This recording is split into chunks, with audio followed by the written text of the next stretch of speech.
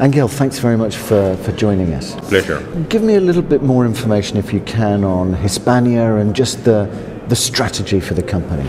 Hispania has been just acquired by Blackstone. We launched the company 4 years ago, in 2014, in spring 2014.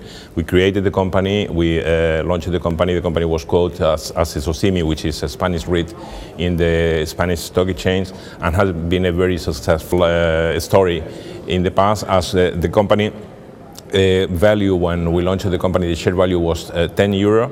Now Blackstone has paid more than €18 per share, and we have given a return and a net IRR to the investors of over 19% on these past times.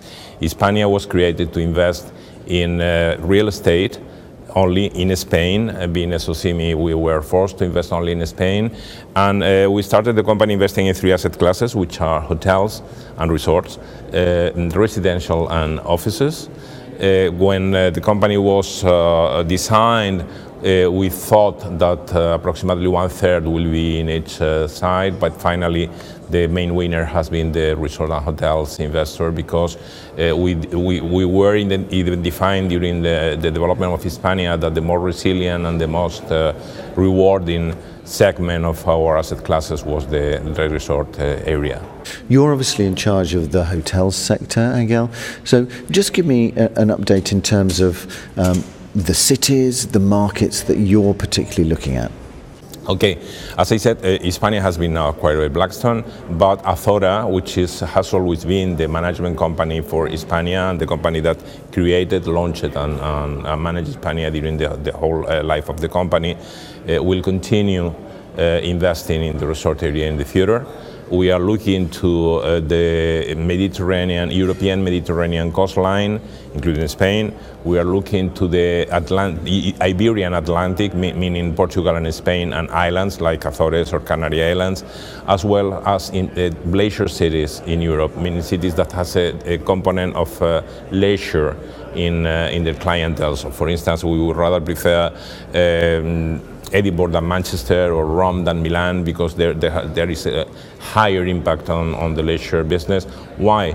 Because this helps the hotel sector to fight against the cycles, because you focus on different markets depending on how the cycles are, and the resort and leisure hotel has proven to be more resilient to the low period of the economic cycle than the business hotels that are most devoted to the local market than to international markets, as the leisure and resort hotels are. And in terms of the general trends, obviously there's a lot of discussion around the sharing economy, Airbnb. How do you see those kinds of trends, and how are they influencing the sector?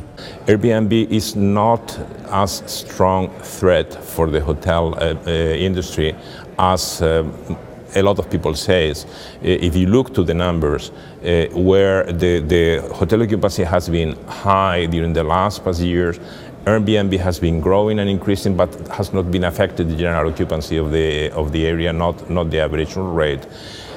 For us, the real threat of the Airbnb is for the lower middle class housing, because the housing cost in cities like Barcelona or Palma de Mallorca or Venice or Florence is so high that the middle class worker cannot find a house for living there. So this is the real threat, but this has been solved by regulations. The Airbnb type of business will be another investment asset investment class, as soon as the regulation is complete in all different places. Thank you very much, Angel. Thank you for sharing your views on the strategy and on the sector. Thank you. It's been a pleasure. Thank you.